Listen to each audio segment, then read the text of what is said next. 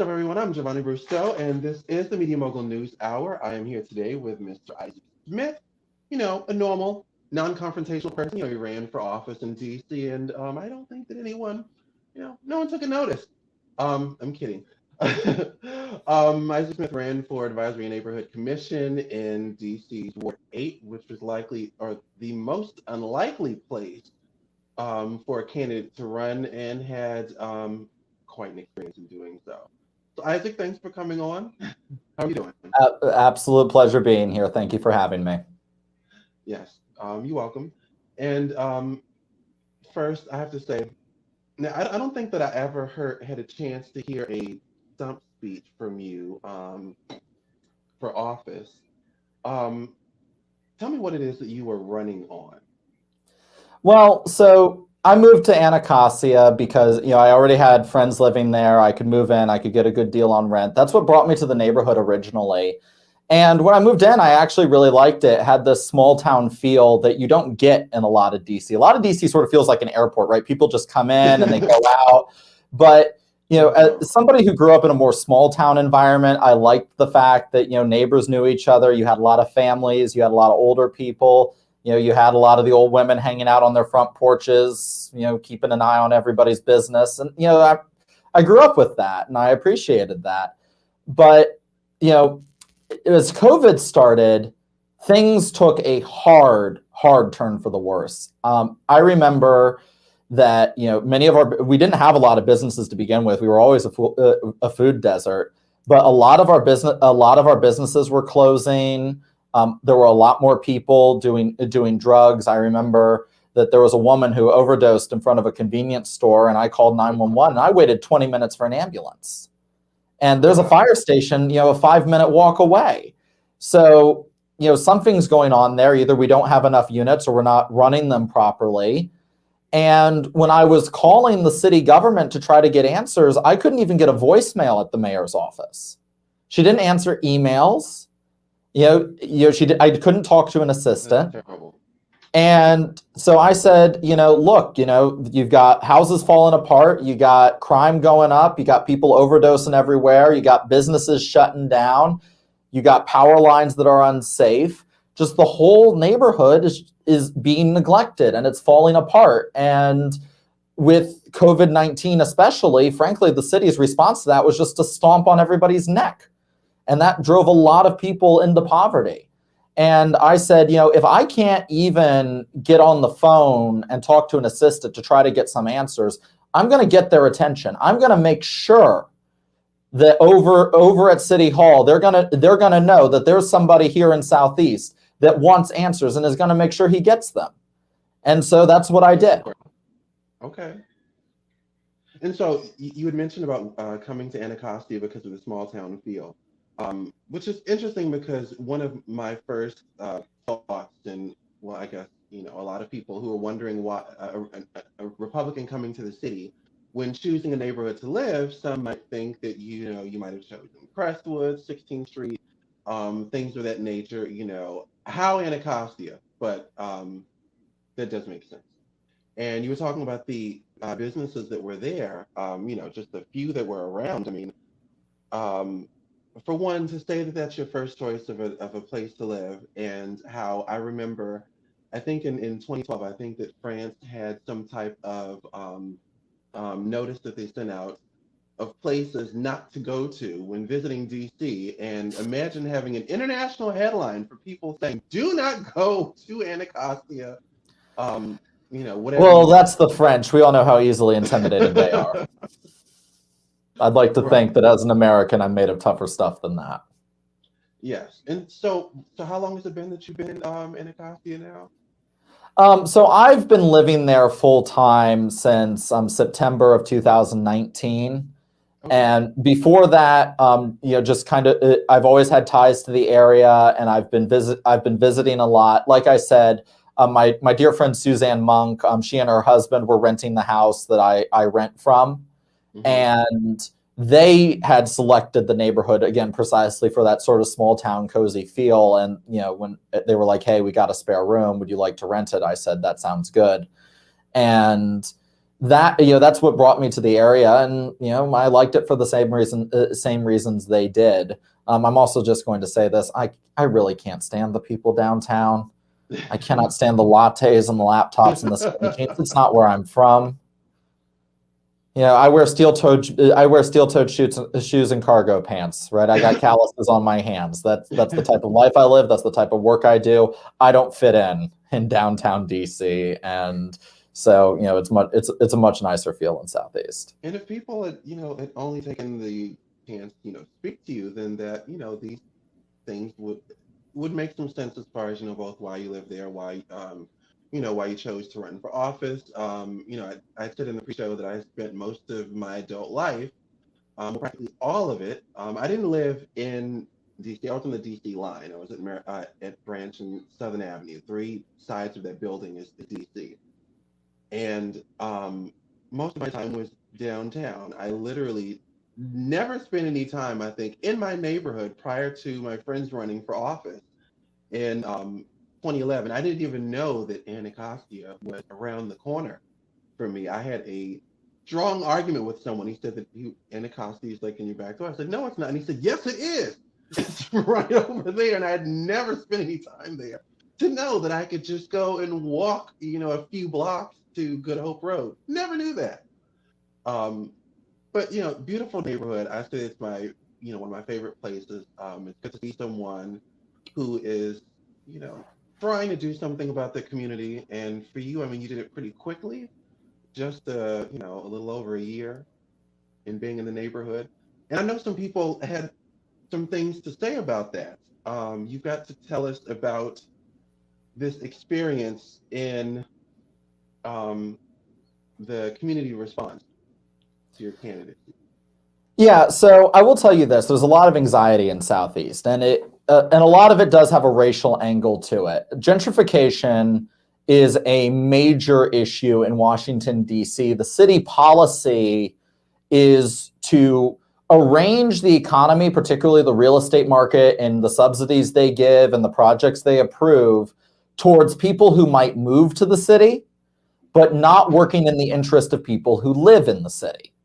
And so we've had a lot of areas, Ward 4 is a great example. They're hitting Brookland really hard right now, of these developers that are coming in, putting in, this high-end housing, catering to young single adults who are making, frankly, more money than they deserve, and crowding out particularly Black families, which is the historic stable population in the District of Columbia, right? You don't really have everybody else is a government worker, but when you talk about the people who are multi-generational Washingtonians, it's mostly Black families.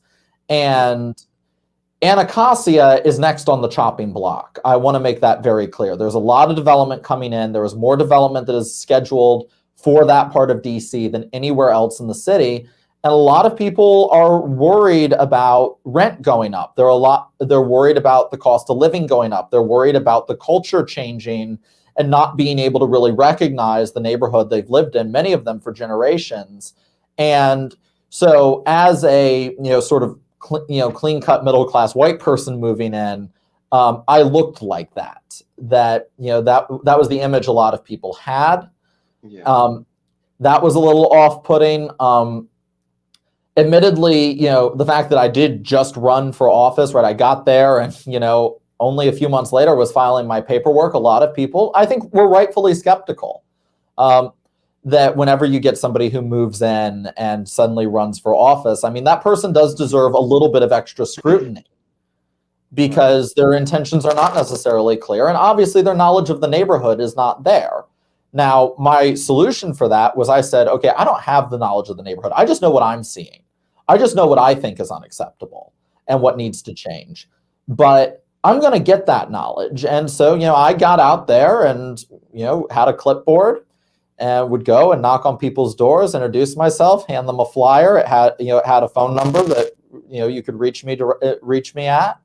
And also I took notes and I said, what's bothering you? And the sad thing is I learned things were worse than I thought. That, utility bills kept going up, that seniors were worried about their pensions, that people were worried about, this was a very, very heartbreaking thing for me.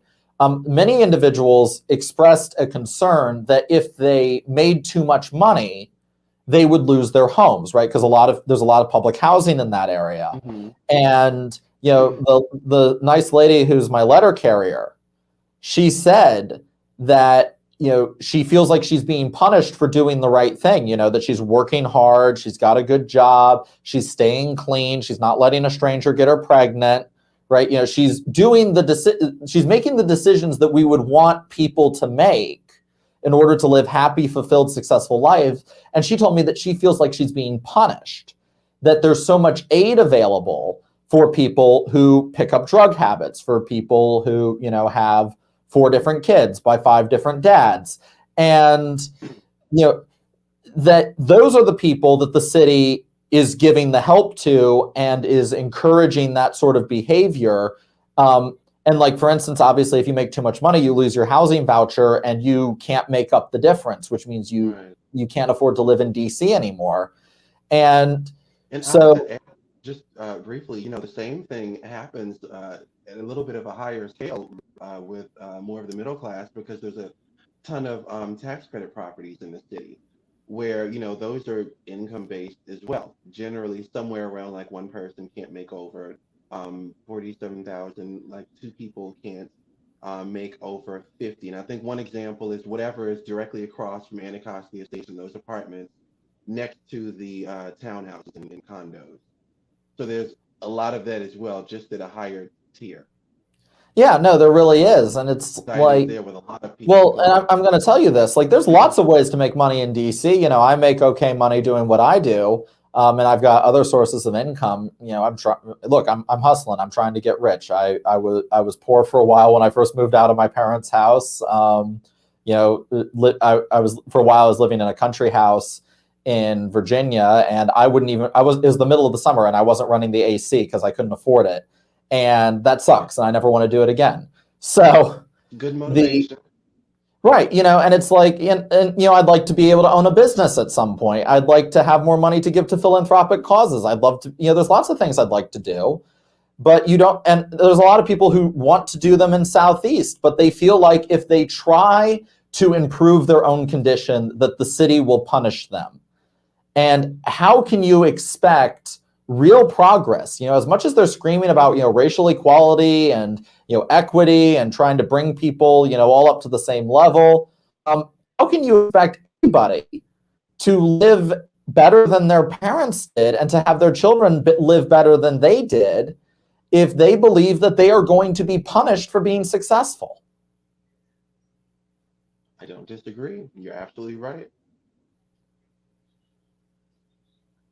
So yes, that transition in coming out of having those types of services into being able to be independent has been an issue, and largely in that ward for quite some time. Now, I don't remember. I'm a little rusty on some of those numbers. I know that back in 2012, I remember just quite some time ago, a quarter of the ward were homeowners. And, that's not sustainable for moving forward, especially in having, that be an area that developers are looking at next. I mean, I said when Barry passed, I think in 2014, I said, all right, you all, there goes the neighborhood. If there's anything that he did try and, he tried to cut the people a slice. Yes. And so, I mean, and that's the way I'd put it. Yeah. I've never seen a man kill each other to try and fight over that neighborhood, of which they have attempted. The fights that happen, I shared videos of community meeting fights up here in Petersburg to show people that, when this type of energy and all is around the politics of an area, it usually means that people see value in it. And you better pay attention. And just when you think that nothing is going on, that's when the most is going on. Because I definitely know how much is being looked into that area, and it still has seen some progress over the years, albeit slow. But if they manage to kick, Barry's former sidekick Treyon out of the way, and get the correct person. Well, I won't say correct, but get a certain type of person in that really A will be higher something. quality of representation, you might say. Look, they had a good option. They had Fred Hill running down in the area, and Fred Hill, he's an Air Force veteran. He took the money that he made in the Air Force and he started a Porta-John company. And from that, he was very successful, built that up. I think he owns 17 companies now. He employs like 300 people. And and he's very committed to Southeast. He's he's a husband, he's a father, he's a grandfather. His from what I can tell, his kids all still like him. All his kids are by the same mother. This is a very successful man, and he was fighting very hard for that city council seat, running as an independent, spending hundreds of thousands of dollars of his own money. Oh wow! And I did not know that. Now, the final count officially was about 15% of the vote, but I've heard a lot of people saying that there was likely some manipulation, and that his real vote total was actually probably much higher. I don't know anything about that. I just know that is something that people are saying, even some people who are kind of critical of Fred. Mm-hmm. But it's not like people don't have options there. And I've told folks, look, obviously I'm a Republican, but I don't expect everybody to be Republicans. I mean, I don't even like the Republicans. I don't know Republicans who like the Republicans. But when you have a good local independent who, in my opinion, represents a very aspirational figure, right? Fred Hill if Fred Hill gets on city council, he will be taking a pay cut. He's already made his money. He's already got his life, as opposed to Trayon White, who's never had a career outside of city council. And I'm not sure if he could really sustain one without the help of the government. So, I do think that there needs to be a stronger emphasis on, supporting those options and shaking things up. But I'll tell you, it's run like the mafia over there. It is a political machine that uses a combination of intimidation and bribes to try to keep people in line. And, because I'm not a Democrat, they didn't try to bribe me, but they did try to intimidate me. I have to say that for someone to have been in the politics there for as short of amount of time as you have, and to be your age, you are very keen on what's going on there. And particularly the gentrification aspect. It's a topic that I like to throw up sometimes with Republicans just to see, what their thoughts are on it. And, at least you mentioned that, it mentioned the direction of what the policy is and who it's geared towards in the city, which is obvious if you're looking at it, other than just there are a lot of people who look at it and say like, oh, well, I thought we were supposed to be questioning what our government's doing. And, as I also recall, you're elected into office to work on behalf of those who live there and not who you want to live there. And this is a storyline that plays out in numerous cities across the country. It's the same thing, even here in Petersburg. As I said, I started our local GOP here. I tell people that if anything, I would just want people to be involved so that what I watched happen of my old hometown does not come here.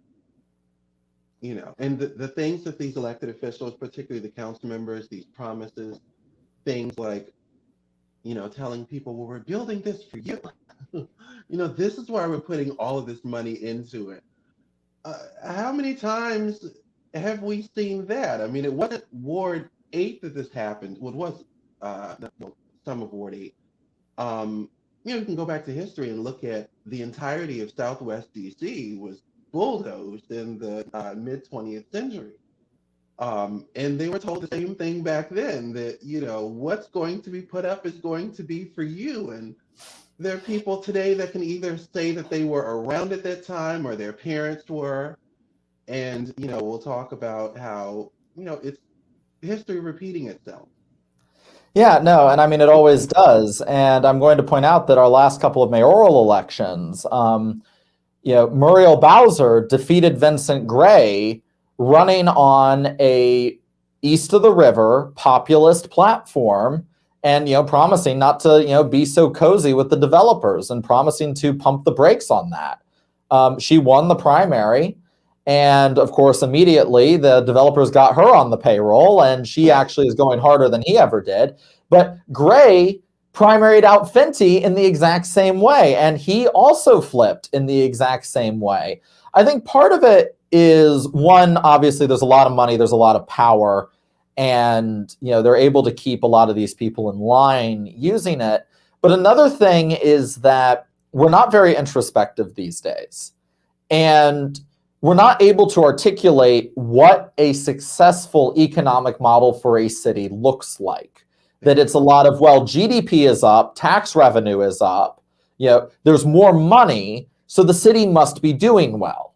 And the answer is that's an oversimplification to the point being a detriment. I would articulate a successful economic policy as one where families and individuals are able to have a high degree of economic autonomy and ultimately control over their own lives instead of being trapped in one system. So in an ideal world, that would mean a high rate of home ownership, a high rate of business ownership, a diversified economy instead of DC, which of course is reliant entirely on government and tourism. I would like to see a little more manufacturing in the city. I would like to see a broader variety of employment opportunities in the city so that it's not overly geared towards one thing. That generally is very dangerous for a city. And currently the city is not causing people to be more economically independent. And while I am generally speaking a free marketer, right, I'm not a laissez-faire guy, but I do believe in private property. I do believe in the principle of competition. The point of that economy, the point of having private property, the point of having the principle of competition is so that it gives people more control over their lives. Mm-hmm. And if the economic system is not doing that, then you need to make minor adjustments until it does. And one of the things I think that we should do is we should stop giving real estate subsidies.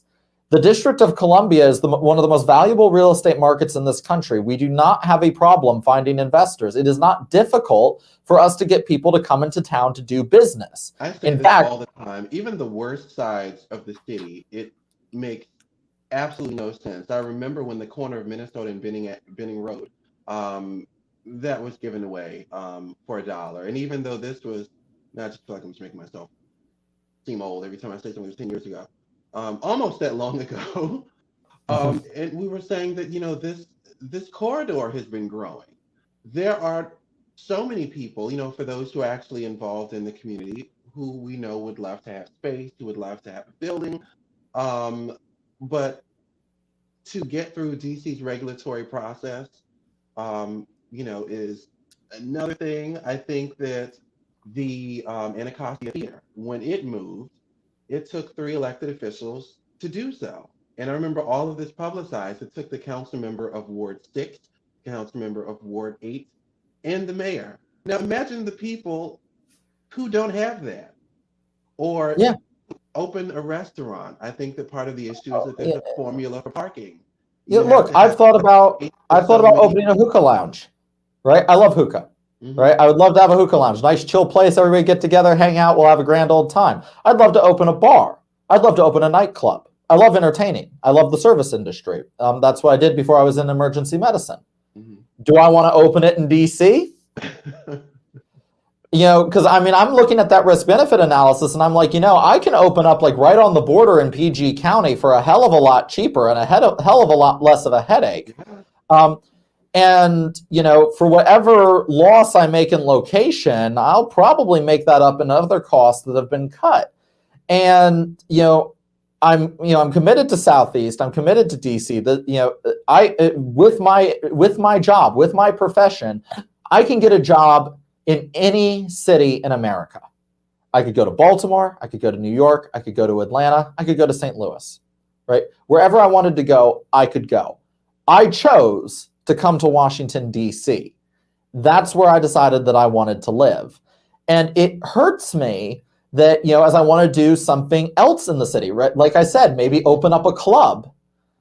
There's a part of me that says, I'd probably be better off opening that up in Maryland, even if I continue to live in DC. And a lot of people are feeling that way. And I think it says a lot about the value of the real estate market here, the value of being the nation's capital, that in spite of all the hoops you have to go through, in spite of all the people you have to bribe, in spite of all the work you have to put in, that people are still trying to do business here. I mean, we could cut out a lot of that bull, and then the people here would actually develop the city. That we wouldn't need to be, calling up Eagle Bank and being like, okay, can you give loans for these tens of millions of dollars for these big outside developers to come in? No, because when I was, knocking on doors, I had so many people that were like, I'm a professionally trained chef with 10 years of experience and I want to open a restaurant, right? I'm a hairdresser with 15 years of experience who wants to run my own salon, right? I'm a fashion designer who wants to open my own store, right? I met so many people like that, and they just don't feel like they can meet the cost of entry. And the cost of entry doesn't need to be this high. I will mention that the corner of Good Hope Road and MLK, I think that's right. Good Hope and MLK. Right when you go in, they're putting a new building there. Where the bridge is, the 11th Street Bridge, I think is around there. Yeah. So right there, I think that Ron Moten just recently opened, or was working on opening a location that the mayor had given $1 million to do. And so I was using this comparison to someone here. I interviewed a woman who opened up a boutique in Petersburg who lives on the other side of Howard University. And she has a shop down here just because it's easier to do business here. And to start, she's perfectly fine with, coming down here for half of the week to run the shop, just because, I told her, the barrier for business here is ridiculous. Again, this guy, it took him. And I'm also going to add, the city is so corrupt. Yes, it's a whole $1 million to open in not even that desirable of a neighborhood, at least compared to the rest of this. And when I'm talking about the city being corrupt, it's like, if I owned a bar and I wanted to stay politically active, I don't know if I could do that, because they'd have inspectors coming in and just looking for excuses to cause problems. I'd always be in court fighting to keep my liquor license, and I'd always like playing with the. I used to attend ANC meetings in random wards across the city. I would literally look at the city calendar and would just go to whoever was having a meeting that week, and I've seen how they weaponized it against people for absolutely no reason. Oh no! I mean, I have a friend. She'll tell you, that there was a whole street full of shopkeepers that were opposed to Muriel. They put up signs. Whole street of shopkeepers put up signs against some city council candidate she had endorsed. Literally by that afternoon, every single one of them had been slapped with a fine. Oh my God! That is the game that she plays, and that's the attitude, right? You do not get elected in this town unless somebody gives you permission. It's not the people who are making the decisions in this town. Trust me, I've spoken to the people. The people do not like what is going on here. It is an entirely different class that makes the decisions as to who wins races in this town. And if somebody gets in that steps up that they don't like, they either try to buy him out or they try to run him off. And that's what they did to Fred Hill. They sent people after him. Longtime member of the community, successful businessman, created hundreds of jobs for the people of Ward 8. They went after him hard. I came in. I didn't ask anybody's permission. They went after me like crazy over an office with no power that doesn't even pay any money. And someone did a report, an investigator a few years ago, on the number of people who were ANC commissioners that didn't live in the city, or who were living inside of the city. Yes, because I got challenged on my residency. Oh yeah, it's a whole time. He had a whole list of people. It was reported on about 12, and some of them I was involved, and they were harassing me, incessantly. Someone who. I remember one community advocate happened to send a business partner of mine a message telling her who my mother was and where she lived. Instead, I'd better leave them alone. Really? Talk about mafia. Yeah, well, I'm going to let you know that my mama lives in Virginia, and she's got a man who knows how to use a gun. So I suggest you leave my mama alone. Okay. She's Yes. going to be okay.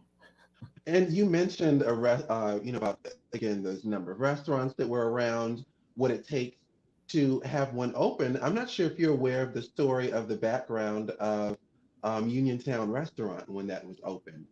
No, tell me about it.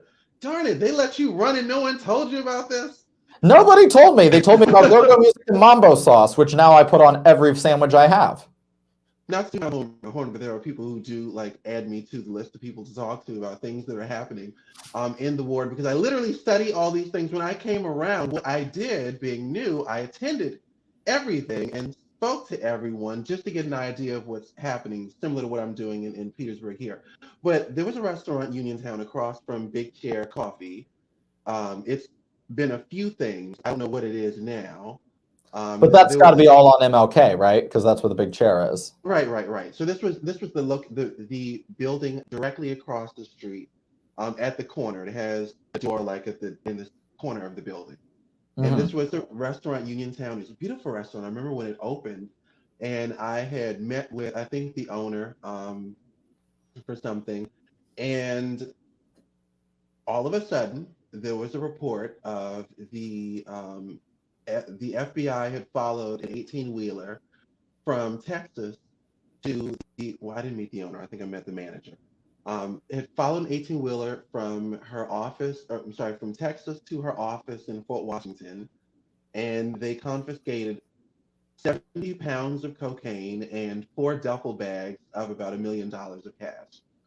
And wow. So she was, hustling. And so I said, I kept coming in here and saying, who has the money to open up this place? And it was a beautiful restaurant. And it only lasted, I don't think it lasted 2 years. And I won't say the candidate's name who was supposed to have an event there.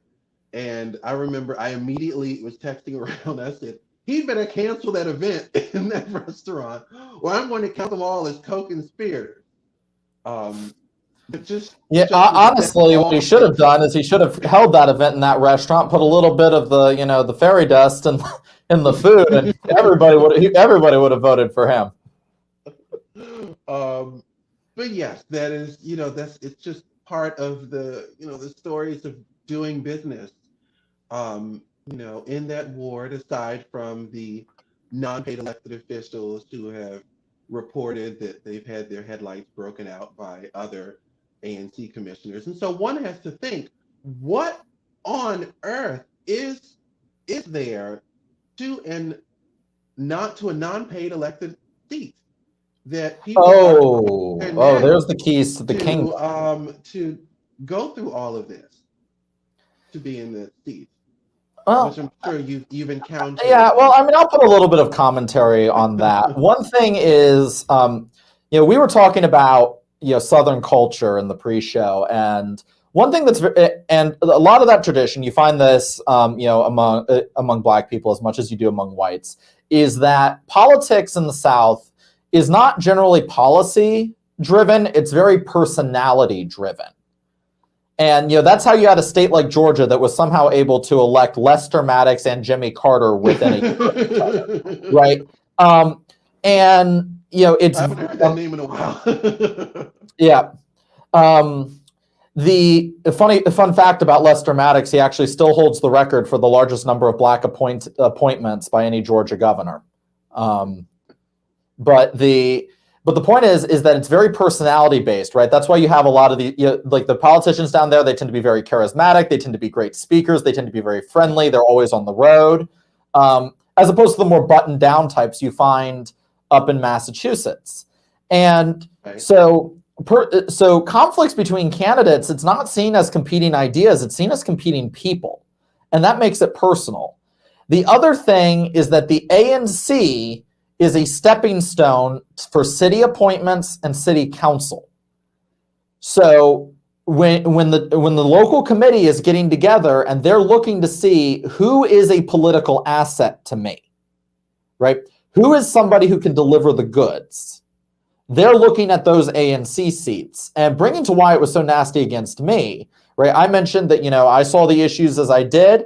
I, got my campaign together. I started knocking on doors. I started shaking a lot of hands, started talking to a lot of people. At the time I was serving the city in the emergency response, which of course, played very well because, it's a good service. And because of that, I was getting a lot of traction. A lot of people liked me. And, well, you see, I didn't have permission to run there. I didn't ask anybody. And then they looked and they said, first, who's this white boy? What's he doing down there? Look, when most people see a white person in Anacostia, they assume he's lost or there to buy drugs. Hey, right? Yeah. There was a documentary about Marion Barry back in covering his 2008 campaign, and there's the woman who ran against Marion Barry for 20-some years, Sandra Seegers. Did you ever get a chance to meet her? No. Curious. Anyone mention her name at all? You mean Carol Schwartz? No. Sandra this is a Democrat. Yes, she opposed Barry consistently from the time that he was in jail all the way up until her last run, I think, in 2012. She literally ran against him, I think, every single time. Okay. I think I've met her, actually. Okay, yeah, she's someone that you don't generally forget. Yeah. But, oh my God, I felt like I lost my train of thought. But definitely during that documentary about Barry's 08 race, she was writing on the street, and she stopped and looked out of the window and she said, "Oh my God, the white person walking around Ward 8. What's going on?" That was literally what she said. "Oh, they must be lost." And she trailed off in the conversation and said, "Well, that's interesting. Now we're starting to have white families in the city." But this is why, as I said, I gave the warning about Republicans coming to run in the area. I said that it's going to happen. And again, just briefly, I've seen how they've treated some of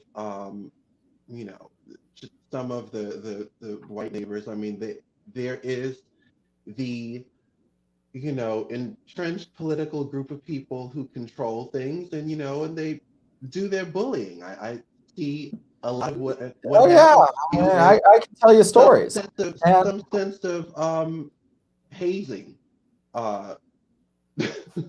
Well, no, because hazing, if you pass it, you get into the club.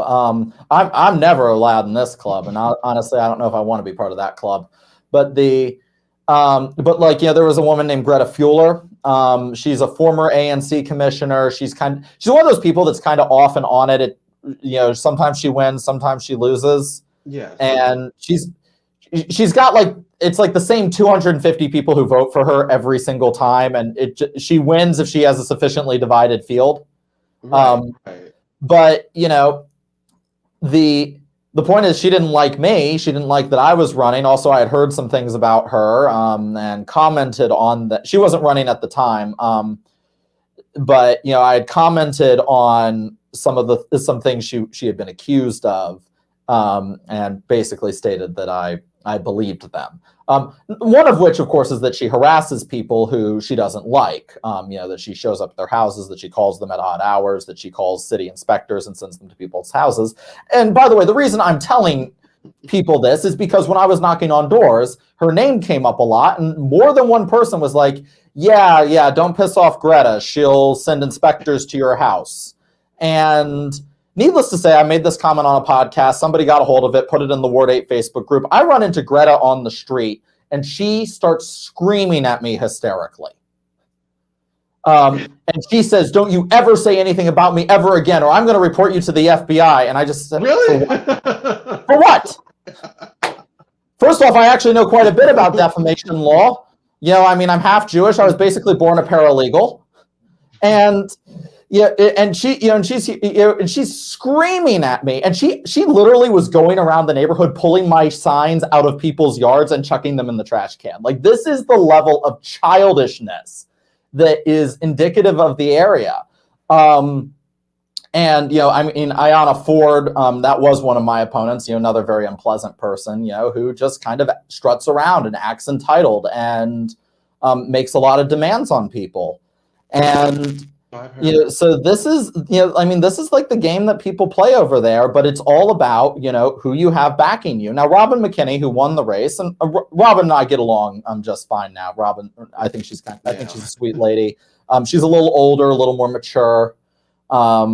Of course, having 8 children will make you very mature very quickly. Yeah, I've met her years ago. She's nice. Yeah, like I said, but she had the backing of the mayor and Trayon White, and that's how she won, right? She had the blessing, and she's the one who made the comment to me at a future date. She said, you won those votes without anybody's permission. Without anyone's permission. So, but I mean, I was out there campaigning before anybody else was. I was knocking doors before anybody else was. I was sending out mailers. I was doing events. I was very, very active, running my campaign. And as you know, these seats are small. Right. They're nonpartisan. Usually whoever works the hardest wins this seat, right? That's usually how this works. And they were terrified that I was going to win. Because if not only a white guy, which, there's kind of this rule that people spread this around. I think it's crap, right? But they have this thing where it's like white people don't run in black districts. And I'm like, well, then how the hell did Martin O'Malley win his race? Right. You want to know which Republican has the highest performance with black voters? Which statewide Republican has the highest performance with black voters? Oh, do tell. I should know this. Well, I'll give you a hint. It's not Tim Scott. It's Larry Hogan. Oh, Larry Hogan is estimated to have won about 35% of the black vote in Maryland. That's right. That absolutely makes sense. Yes. And I'm going to say this, Larry Hogan, he didn't do it by pandering, right? He wasn't up there, putting on a gold chain, keeping hot sauce in his bag like Hillary Clinton. No, right. He just got up there and he said, this is what I want to do for the state. If this is something you think you'd like, vote for me. And, he went in and he got out to the people and he really met with people. And then he got in, and by all accounts, he's done a pretty good job. Most people in Maryland seem to like him. But, so I was, that's what I was doing. I was getting out to the people. And I was bringing this outside perspective of saying, hey, we don't have to play the games that we've been playing here. Right. These games aren't helping anybody. They waste time. They waste money. And that's not getting, and life's not getting better.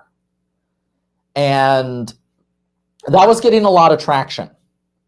A lot of people were listening to me. And if a white Republican open Trump supporter was able to carry a neighborhood like Anacostia, where Joe Biden got 97% of the vote, that would have been a national embarrassment to the Democratic Party, especially the Democratic Party of DC.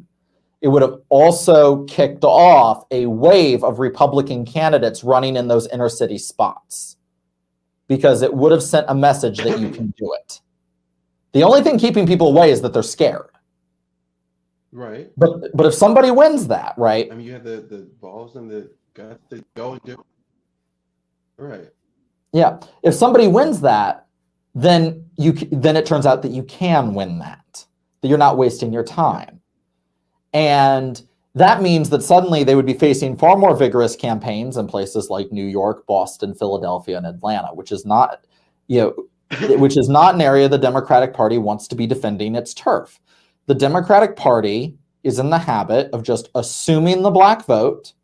And honestly, I think they're within their rights to assume it, because historically the Republicans have just said, yep, you can have it. We're not going to fight for this.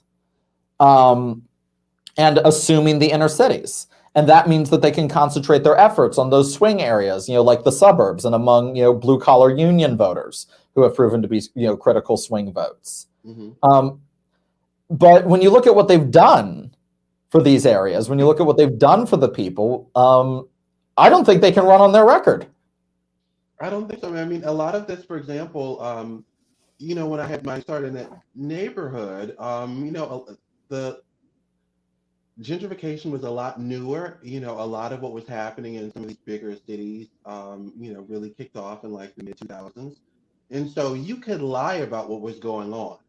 And, people believe it because, well, they're not going to see the effects. But, now we're 15 years plus into a lot of this.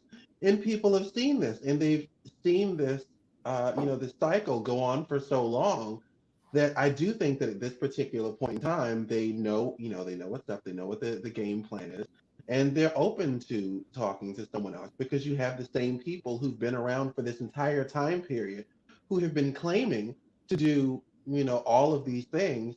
And this message really resonates a lot more now than it did. Well, look, when people are pissed off, they'll try something decade new. ago. If they're happy, they'll keep things the same. It's that simple.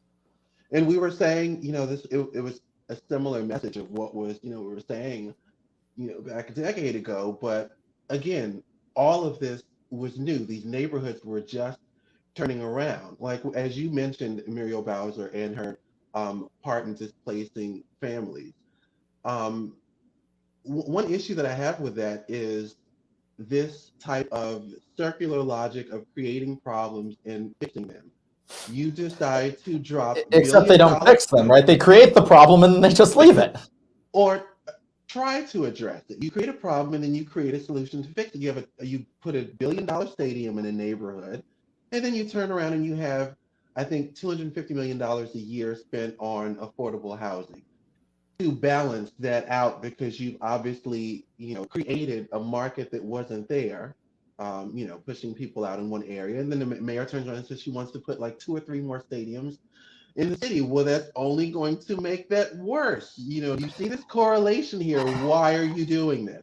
And also, why do we have so many stadiums in DC? We have, let's see, we have a football stadium that we don't really use. We've got a soccer stadium. We've got a baseball stadium. We've got a place to play hockey. We've got, got a big convention center. What more do we need? We don't even have, we've got like 700,000 people living here. Right. I just want an affordable grocery store in my neighborhood. I just want an Aldi on Good Hope Road. Is that too much to ask for? And look at all the effort put into now the stadiums versus if we were to prioritize tax dollars. I mean, why is the grocery store never on the top of this list? And I'm talking. They pay a lot in tax dollars. That's a lot of economic activity. And think of how much they lose from people going into Virginia and Maryland because it's cheaper. Right. I drive to Virginia to do my grocery shopping. I'd rather not. But I'd also rather not spend twice as much for an inferior product, which is what I do in Southeast. I've got an overpriced and understocked Safeway. I don't like it. I drive to Virginia. I shop at Aldi. It's cheaper. It's higher quality. Why shouldn't I shop there? I remember when there was a hotel project planned for the middle of Ward 8, and I think near Congress Heights Metro. I remember I think the land around Congress Heights Station was given to a developer for $1, and he was getting all of these acres of land. I think all the projects, which I'm sure is a number of acres. And the only thing that the community was going to get in return was, I think, maybe a small part. But I specifically remember Sandra Seegers, an ANC commissioner at the time, negotiating $30,000 for her commission. So you just gave the whole neighborhood away for $30,000. It reminds me of the Bible of Jacob and Esau. Go ahead. Right, the story of Jacob and Esau, where Esau sells his entire inheritance for a bowl of soup. Right? Yeah, I read that story and I turn into Donald Trump. This is probably the worst deal in the history of deals. Yeah, and look, if you have public land that you're just desperate to get a developer working on, here's an idea: put it up for auction. You'll get more than $1. Hell, you'll probably get more than $30,000. I know what square footage in DC cost. You'll get something real. They won't do that because it's the same argument that I make here. I've always been against elected officials and city governments being involved in real estate. One, you're not a developer. Stop playing that. And I can't understand why the thought of just listing a property with a real estate agent and leaving it there. What is so difficult about that? And so then you have to go through this whole it's because they don't get their slice. Right. This whole rigmarole process of getting someone to be a part of it. I think that I attempted to go after one particular property, I was making a pitch to someone to come here. And the effort that it took me to get both the list of properties that the city has for sale, which is hidden, I get this. I finally find who the agent is. I finally contact this person. He says he no longer has the properties anymore. It's back with the city. And after I, dig more into that, I find out in the very end that I don't know. I look up one day and it's sold, and I said, "Wait a minute." I wanted to bid. Right, and it's just government control, and it's much more. It's not just government control; it's incompetent government control. Oh yeah. It's incompetent, it's corrupt. I mean, everybody knows about our infamous trolley car that nobody rides, nobody likes. It smells like piss, and it costs us $119 million a year for less than a mile. Really? So to this day, there's still people not taking it? Yeah, I mean, so the trolley car is one of my favorite objects of hatred in this city. I think it's just a symbol of how we mismanage things. I asked about 300 people if they had ever ridden the trolley car. The majority of them said they had never ridden it. Most of them who had ridden it had only ridden it once. Only one person said he had ridden it more than 5 times. Oh my God. Now I was at a community luncheon, and I was talking, I was giving my candidate speech, right? My stump speech. And I said, we are spending $119 million for this year alone for that trolley car that nobody rides. What if we shut down the trolley car, spent $4 million to put an additional bus, which I think is actually more than necessary, to cover that route? What would you do with $115 million if you had control of the city? And people started yelling out, right? Oh, we'd reopen the women's shelter. We'd get the after-school program back, right? We'd get twice a week trash pickup in this neighborhood. And the fact is we probably could have done all 3 of those things for the amount of money that we're sinking into this trolley car. And those are things that people would benefit from. Like I said, we're closing homeless shelters. As somebody who works in the field of emergency medicine, I deal with the homeless a lot. And they're not getting the support they need. They're not getting the services they need. Those services are being cut. And it's actually not even saving the city any money because, I can put a homeless person up in a nice hotel room for 3 nights for the cost of 1 ambulance ride, not even counting the cost of putting them up in the hospital for 1 night. I see. I could put them up at the Trump International Hotel for cheaper than that. Oh, man. And, it's sad. And because, we got drugs are a huge problem in DC. K2 is tearing this city up. Still. Oh, God. I think it's back up. People take it. They don't know what it is. They don't know how much they've taken. The substance is always changing. You can't treat it with Narcan. DC Fire likes to try that. It doesn't work. And I know what the answer for that is. That's one I've not studied. Well, one thing is we need to get people back to work, give them a purpose, right? Yeah. We need to offer rehab. The other thing I'm going to say is that we need to tell people that you have to go into rehab if you become a problem. I responded to a man who overdosed at the Anacostia metro station. Admittedly, that's not an uncommon thing, right? He starts giving me lip because I'm ruining his high, right? I'm like, hey, we got to go to the hospital, right? He's like, come on, man, I'm just high. And I'm like, I don't care that you're high. The cops don't care that you're high. Look, the cops are over there. Are they arresting you? No, they don't care that you're high. It's nice of you to do that. Well, no, it's my job, right? Right. Yeah. Yeah, but I mean, you also have to understand that, he's not really responsive at first, so I give him a little sternum rub to wake him up. Yeah, that's not a nice way to wake up. Okay. But I told him, I'm like, you just can't be high here. You just can't be high in the middle of a bus station. You're scaring the kids. Like, come on, let's go to the hospital. Let's get you taken care of. They'll give you some fluids, nice bed, give you a meal. You'll feel much better.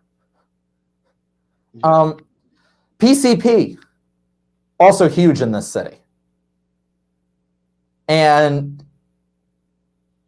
I'll tell you, one of the saddest things I've really seen, and I've seen this more often than not, is when you have somebody who's high on PCP and they have a friend or a family member who's trying to talk to them. Because when you're on that stuff, you don't remember who you are. You don't remember who other people are. That I saw a man's wife, just pleading with him to go to the hospital, right? And to just cooperate with the people who were trying to help him. And he's screaming at her, who are you? Why are you coming up to me like this? I don't know who you are. Wow. And just watching her just try to see through that and to try to talk to the man underneath the addiction. Yeah. And we're not dealing with that, and it's getting worse. It's getting worse right now. I think a lot of that, of course, is the unemployment, the fact that a lot of people haven't been able to pay their rents, and there's a lot of despair, and a lot of people are just giving up. Speaking of PCP, I don't know if you remember that Marion Barry's son, Christopher Barry, ran for office a couple elections ago, and I think to replace his father after he passed, and he had a history of PCP, and I remember how ragingly upset people got at bringing that up, because I said, that is a serious drug. And right. No, I'm not talking about somebody who does cocaine in the bathroom at a nightclub. I think that should be legal. Okay. I'll let you know, I'm not I'm not a drug warrior. Mm-hmm. Right. I'm not Jerry Falwell. Well, I don't have as much fun as Jerry Falwell. But I don't have a problem with marijuana. I don't have a problem with cocaine, right? I don't even have a problem with heroin if you are able to keep your habit under control. My problem is when you become a nuisance. Right. My problem is when you're overdosing in the middle of the road. That's when you need to get help. Yeah, and that's where we need to say, hey, insensible drug policy thing. Right. But I'm going to tell you something about PCP. The war on drugs is ravished through that ravished through that ward, I will add. Right. Now, I will say in some ways, at this point, we've kind of overcorrected and we're too accommodating. Mm-hmm. My feeling, if you're high on PCP and you're creating a problem, you should be charged with disturbance of the peace, at least. And that's why I brought up Christopher Barry. I don't know if you're aware, there's a story of him attacking his girlfriend inside of a bank with a trash can. That's what they do. Right. I'm like, this is concerning behavior. I have seen people dent police cars. I don't. And by the way, I don't think that you should be pushing him to run, because I know there were developers and those who wanted him in that seat, and he had that name. Happening. And I said, this is wrong. He lost his father. That he's an addict. This is going to kill him. And he ended up dying in the process of running for office.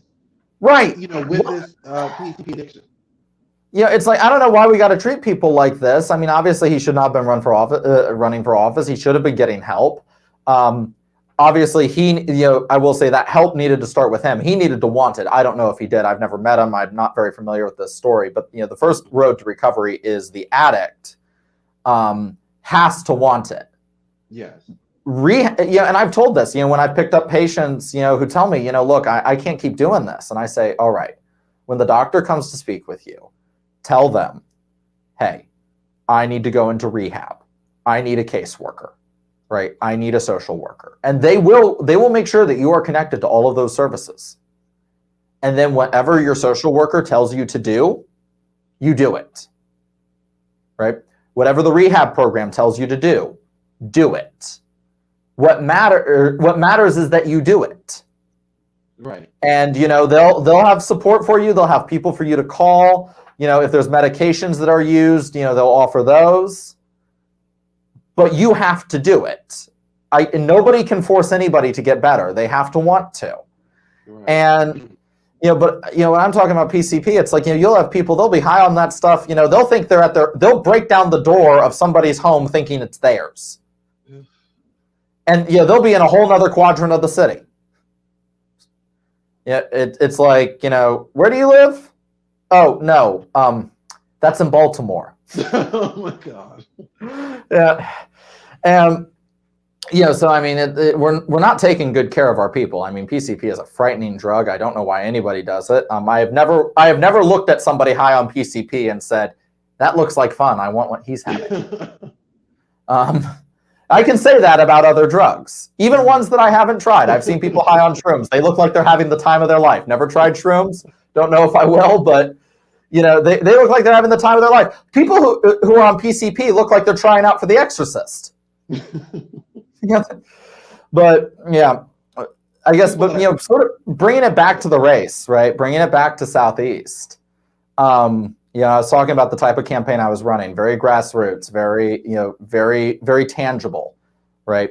That I would meet with people personally, and following my grandmother's advice of listen more than you talk. And that was getting a lot of traction. I had a lot of people that were like, yeah, I'm going to vote for you. I had people putting my signs up in their yards. Things were coming together pretty good. And word was going to get out that I was probably going to win. I mean, I was fighting like hell for that seat. I could tell. I mean, I've spoken to many people who ran for office in that ward and, tried to gauge their understanding of, what the issues are, the economic. And, you've sort of been there the least out of all these people. And, as you do have a very good grasp of how things have been going. That's where I was getting a lot of votes, and that's where I was getting it from. And, I've already mentioned the toll that would take on the reputation of the Democratic Party of the District of Columbia. Yeah. And next thing you know, Trayon White's post on his social media, right? They're starting to spread rumors. They're claiming that I'm a horrible white supremacist. And like any rational white supremacist, I move into a 97% black neighborhood, knock on everybody's door and tell them where I live. And they were using this attack because it's a generic go-to. They wanted to make people afraid of me. Even Trayon White used the term. He said, "I want stay safe out there." I've had at least three people murdered within half a mile of my house since I moved in, and he's out there saying, he's posting my picture and say stay safe out there. I haven't been in a fight since high school. Yeah. Right. They started sending the media after me. This is the same guy who I think this was a reporter that he did this to, who there's some historical reporter who he accused him of going through his trash. And they were in court about this, and he had to admit that he was lying about it. And he was telling people for all this time about how they were out to get him. They didn't want him to win his last election. And I don't want him to win any election. And he said they were even going through my trash. And I remember saying, that is insane. What is happening over there? What do you mean they're going through his trash? Made it up. Yeah, of course he did. That's what he does. I mean, what do you expect from a man who believes Jews control the weather? Let me explain something, all right? My father's Jewish. I'm very, I feel very, very, very connected to the Jewish community. I, have many Jewish friends. I've spent a lot of time, like for instance, up in Borough Park in Brooklyn. Okay, when you've gone out, when you've gone out drinking Manischewitz with the Hasids, all right, that's Jewish. All right. The Jews do not control the weather. If the Jews controlled the weather, would they all be moving to Florida? No. New York would be 70 degrees and sunny every day of the year. And there'd be a hurricane hitting California. Right, California. Let's be real here, okay? But he's out there pushing this crap. But of course, because he's a good boy, and he does what the mayor tells him to. He does what the powers that be in the city tell him to.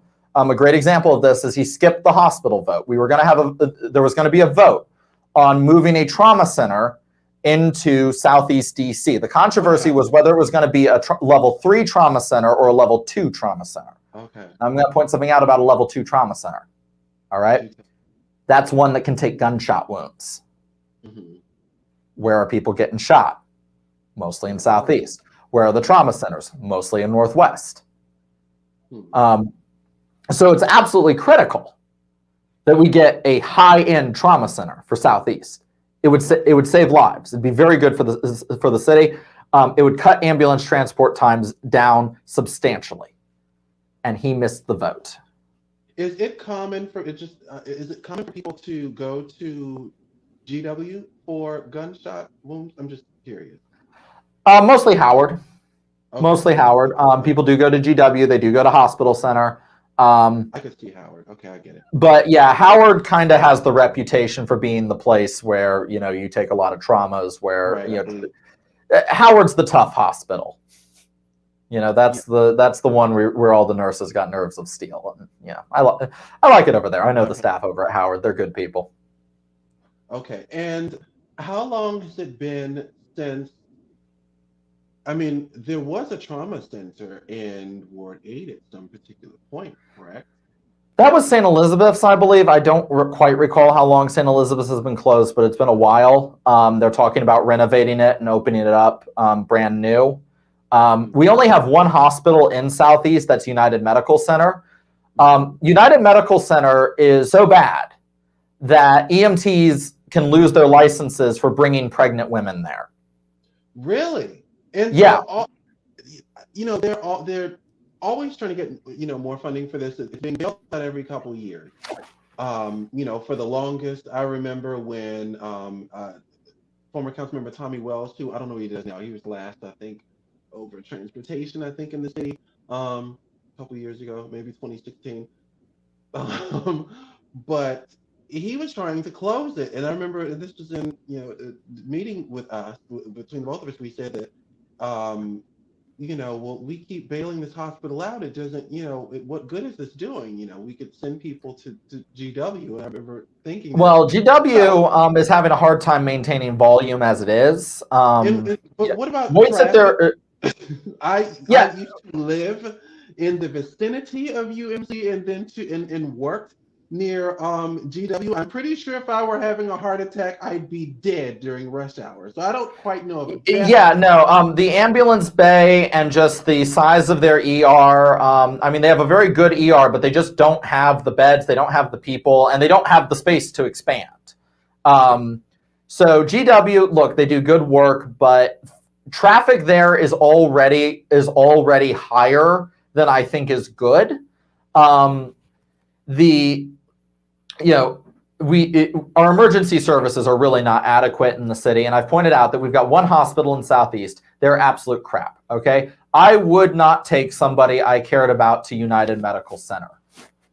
If I had a choice. On this problem like forever. That's why it's so disappointing. Okay. You know how there's those convenience stores that don't seem to have a lot of inventory. You don't really see them sell a lot, but they seem to have giant security systems.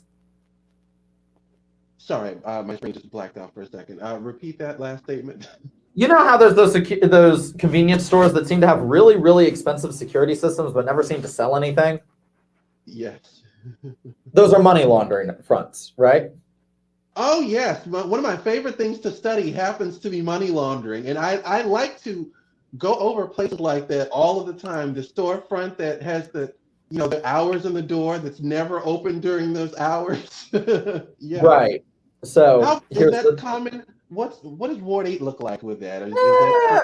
Hard to say. I'll point this out. I cannot identify a business that I would personally accuse of that. We had the laundromat, which we refer to as the drugomat.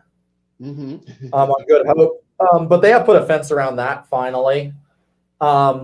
But you still got the people out there. There's a methadone clinic right there. People are selling drugs right in front of the methadone clinic where addicts are supposed to be getting treatment. 14th and Good Hope Road, around there. I think you nailed it. It might be one street over, but there's a laundromat there. I never knew that about it. It wouldn't surprise me given the location, and that's great real estate Well, for the as you might imagine, I'm not intimidated by much, and I never went to that laundromat. But no, UMC is the only hospital that is actually owned by the government of the District of Columbia. And as a result, it is the only hospital where the mayor and city council have a say in who is on the board and who gets hired. I believe that UMC is used to pay off it's used to pay off friends. It's a way to launder salaries. I see. And that you were running and being in the medical field, you would be privy to this, something, or have a good idea of what's happening, as opposed to all of these other elected officials and community people who I know don't seem to know much about what's happening at that hospital. I never hear very many solutions about what to do with UMC, other than the fact that this just constantly repeats. Well, we need to bring it back. We need to either transfer it over to new ownership, because I just don't think the city is competent to run a hospital, or we need to shut it down and reopen St. Elizabeth's, ideally as a level 2 trauma center, but because Trayon missed the vote, it's probably going to be a level 3. Not done till it's done, but it's just not looking good down there. But bringing this back to the race, so the point is, Trayon White declared me a threat to the neighborhood, because that's what he does. The Muriel Bowser called in a favor at the Washington Post and decided to send the Washington Post after me. Now you know as well as I do that the ANC doesn't pay any money, and it has very little power. Right. So why the hell is the Washington Post, think of how valuable space in the Washington Post is. Think of how much, right? When you buy ad space, how much that costs. So you have to think in terms of how much they are dedicating to that article, right? And they sent a reporter to follow me around for the whole morning. Oh my God. Because they were trying. Right, they were trying to declare, again, they were trying to, call me a white supremacist, and thankfully, honestly, most of the people that they were talking to were like, yeah, that's a bunch of crap. Most of them were not convinced, so to speak. DC BLM put out a statement against me. They said that I was trying to infiltrate the community, which is kind of cute coming from them, because they raised over $1 billion, and I don't think Anacostia has seen a cent of it. Okay. So, BLM, they talk a good game, but when push comes to shove, their money doesn't go into the black community; it goes into the DNC. Yep. For the money they had, they could have opened schools. They could have gotten people. They could have gotten people to work. They could have paid the rent for thousands of families. But the money's not there. Everybody, it went to Joe Biden. That's where that money went. They raised it all through Act Blue. And you know what? I've got to mention, I had just recently interviewed a BLM organization head who made it a point to state that he had nothing to do with the national group, and therefore did not want to account for any of their actions. Well, you're using their name, so I think you've got quite a bit to do with them. That's what I would say to that. Why are you using their name? Why are you identifying with their brand? You, by using the name, are supporting that brand. I do have to, in the words of the White House Press Secretary Psaki, state that I have to circle back around with that, because it's someone who happens to be liked by conservatives. He happens to be pro-sway and a lot of things like that. However, one of our leading conservative groups in the state said that if we just change the name, we would be happy to support what he's doing. But well, there's a lot of that, but like BLM actually started going door to door in my neighborhood. Some of their activists were going door to door in my neighborhood. They were calling me a white supremacist, which, by the way, frankly, I think that was that was an effort to cause bodily harm to me. Door to door in an all black neighborhood, telling them their one white neighbor, or one of their few white neighbors, I should clarify, is associated with racial terrorism. you're trying to get me hurt, maybe killed. I don't know how else I'm supposed to read that. I agree. That's what it sounds like to me.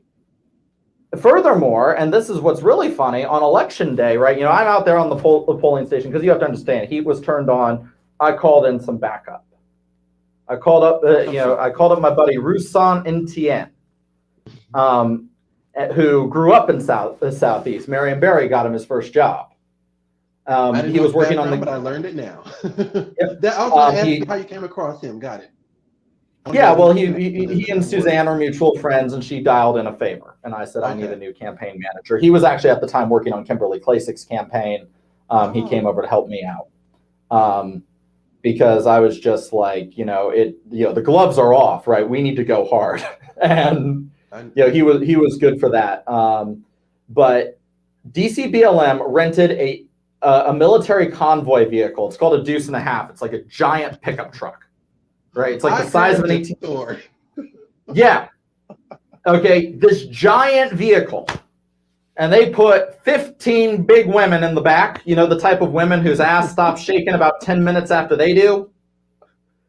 And I'm just, I'm sitting there. I'm outside the polling station. I'm being a sweetheart. Talking to voters, handing out bottles of water, asking people politely to vote me in. Right, doing what I'm supposed to be doing. Right. And I just see this giant truck coming down the street. I'm just like, oh, joy. They're here. That's amazing.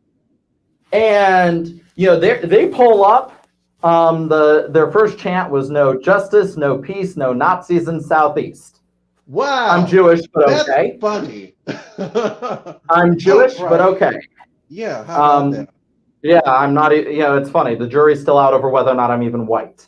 And, they come up and they're chanting that. Then they turn into the much more refined and much more pointed slogan, "Fuck Isaac Smith," which went on for probably about 4.5 minutes.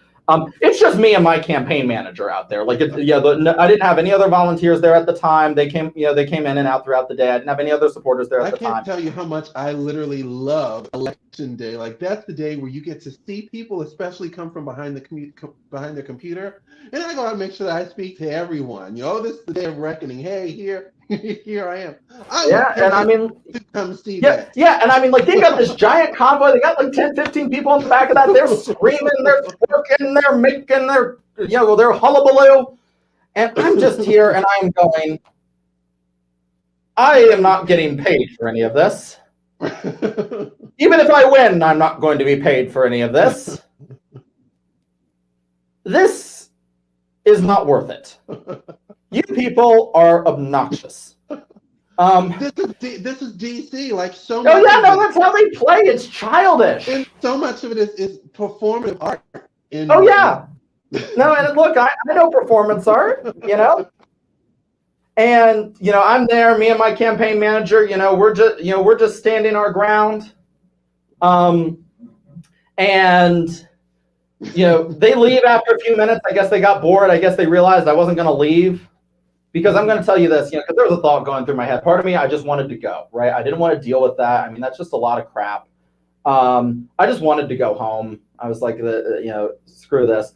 But then there was another voice in my head that said, Isaac Smith, if you walk away now, you will never be able to show your face in this neighborhood ever again. And that's why I decided to stay.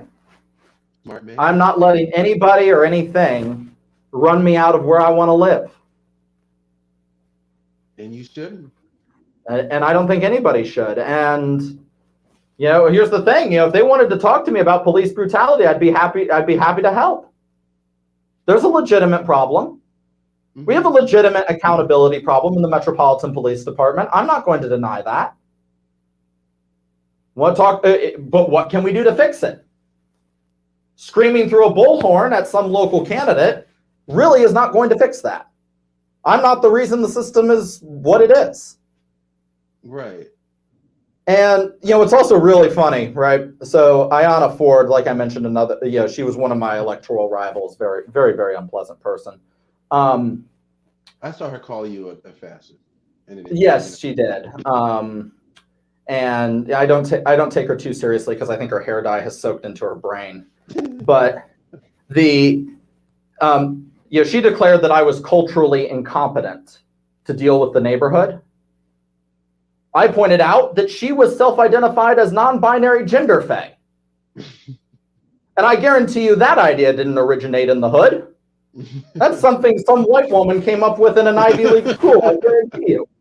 I didn't even know that she did. That's a new revelation. We were at a candidate forum, and she was like, my name is Ayanna Ford, and my pronouns are she, her, and they. Wow. And I'm just kind of discreetly looking down at my phone, going to Urban Dictionary, trying to figure out what they means. Turns out she thinks she's a fairy or something. I don't know. I found different definitions. I don't know what it's going for. I really don't want to ask her.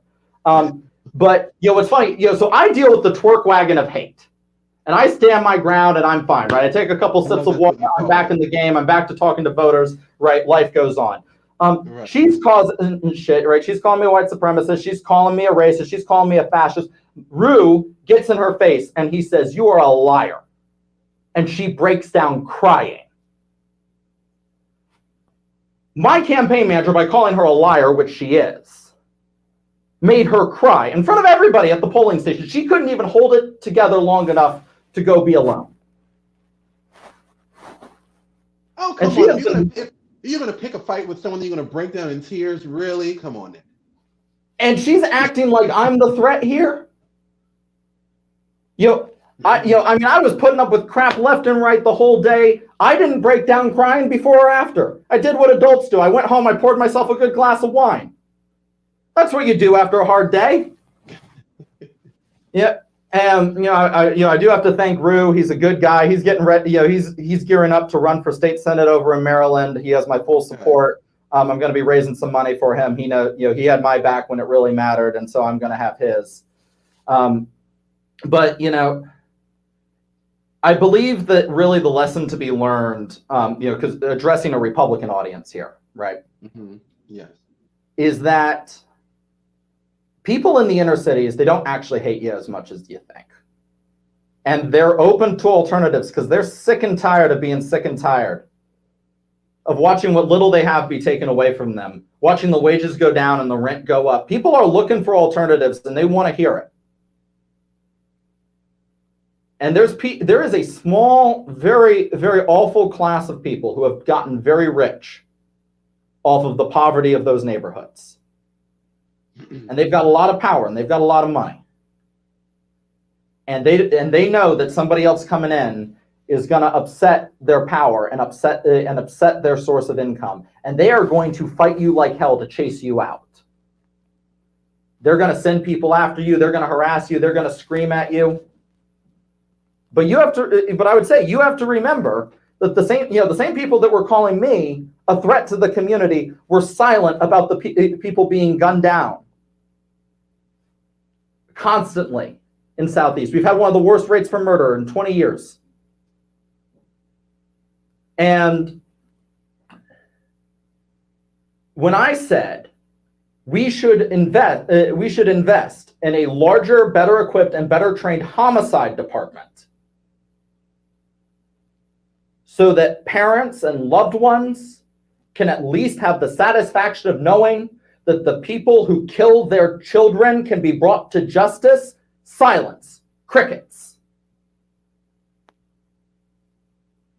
Those are the people who are screaming. They're getting up in my face. They're screaming Black Lives Matter in my face. Well, I can count the bodies.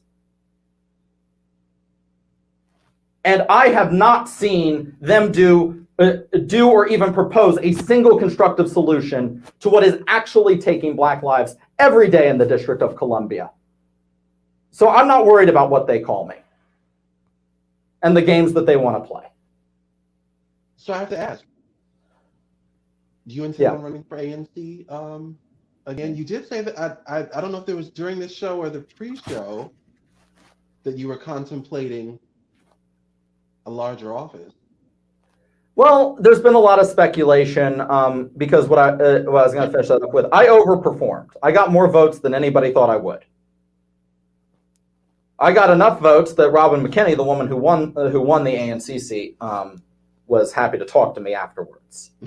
And she's a nice lady. I like her. If she does a good job, I won't run against her. Okay. But, Robin, you hear that. You better do a good job. But I like her. It's nothing personal. I always felt that if a Republican bothered to do something in that area, that it would happen. That we could be flipping this area in 2 or 3 election cycles if we threw the kind of effort at DC that the Dems are throwing at Georgia. Mm-hmm. We could be flipping. We could realistically be expecting in a span of 6 to 8 years winning comfortably 30% of the vote in Southeast. I believe that. And I will add to state that, another way that the tide has changed, to state that you were able to open, being able to run, being an out candidate. I think there was something like 70 in total in the district. I think that happened to run that were out. There were a few in Ward 8. And things weren't always like that. I mean, there was a time where just a couple election cycles ago that people felt that they needed beards in order to run for office.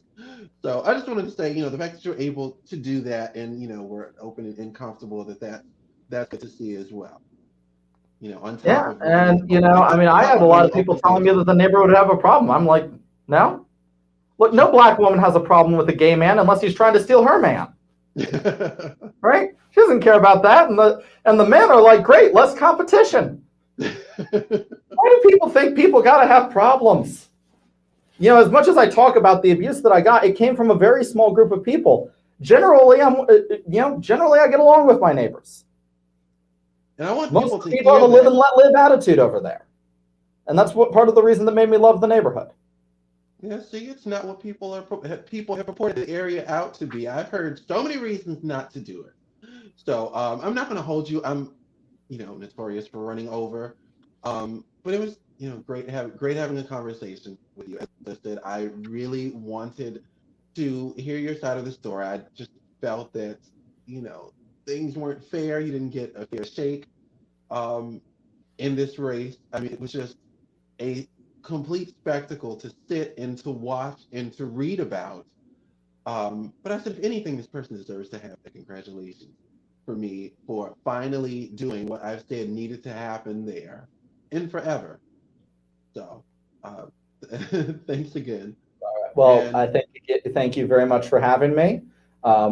I'd love to see you in DC sometime. The city has changed a lot in the past year. I'm afraid not for the better, but we'll put the work in and we'll get this place polished up. All right. And so for everyone out there, thanks for watching. You can check out some of my recent interviews with, as I said earlier, Black Lives Matter 757, Dr. President JaVonni Jones, who's running for Lieutenant Governor of Virginia, R&B singer Tyra Bowling, both on Petersburg Solution's platform, and Love and Hip Hop star Mr. Ray. Sorry. And all of those will be on my YouTube channel. And Isaac, if you could hang behind for just a second, I'm going to play an outro, and we will be right back.